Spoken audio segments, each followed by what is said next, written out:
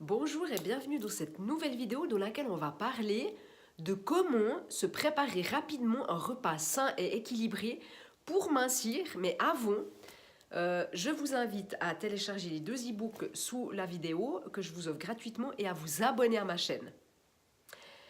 Alors, une première précision, c'est que vous savez que si vous continuez à faire toujours les mêmes choses, vous ne pourrez pas avoir des résultats différents. Pour changer, il faut changer ses habitudes. Donc si vous voulez maigrir, il va falloir changer vos habitudes alimentaires et reprendre de bonnes habitudes. C'est ce que je vous partage ici. Ça va vous permettre d'appliquer ces changements dans votre prochain repas, que ce soit à la maison ou au restaurant. Il n'y a plus d'excuses pour que vous ne le fassiez pas. Donc, si vous ne le faites pas, personne de toute façon ne le fera pour vous. C'est vite vu.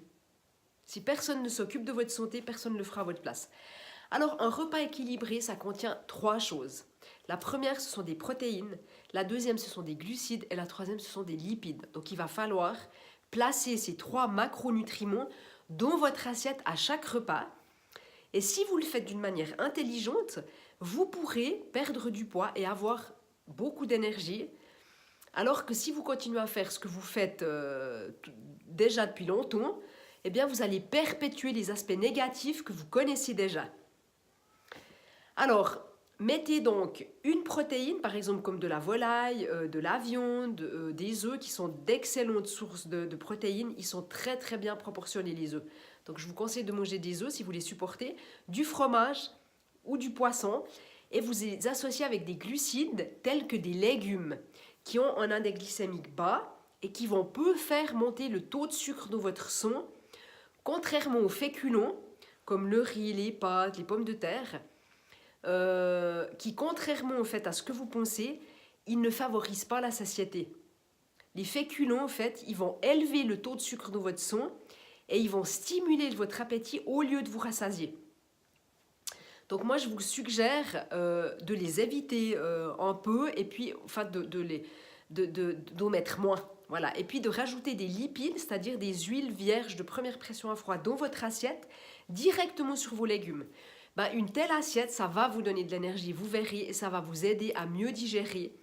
Et votre corps, il va utiliser ce que vous lui donnez, au lieu de le stocker. Un exemple d'un repas qui est fait en 10 minutes, ça pourrait être par exemple une salade de rompant dans laquelle vous mettez 2 œufs durs par exemple, ou des œufs au plat ou des œufs brouillés, un petit peu d'avocat avec une vinaigrette à base d'huile de colza et de vinaigre de pomme. Donc que vous faites vous-même. Un tel repas, je vous assure qu'il est préparé plus vite qu'une assiette de pâtes. Et puis il va apporter à votre corps et à votre cerveau ce dont ils ont besoin pour être au top de leur performance. Un autre exemple, par exemple, ça pourrait être des lamelles de poulet que vous allez sauter dans une poêle avec un peu de curry. Et puis vous finissez par un petit peu de lait de coco. Et puis à côté de ça, vous cuisez des morceaux de chou-fleur que vous pouvez couper pas trop gros pour qu'ils soient plus vite cuits. Le tour, il est joué en 10 minutes, vraiment pas plus. En tout cas pour les plus rapides. Et puis peut-être 15 minutes pour les plus longs. Mais qu'est-ce que c'est 10 minutes de préparation pour manger sainement, dites-moi. Voilà. Donc, je vous souhaite un bon appétit et à bientôt dans une prochaine vidéo.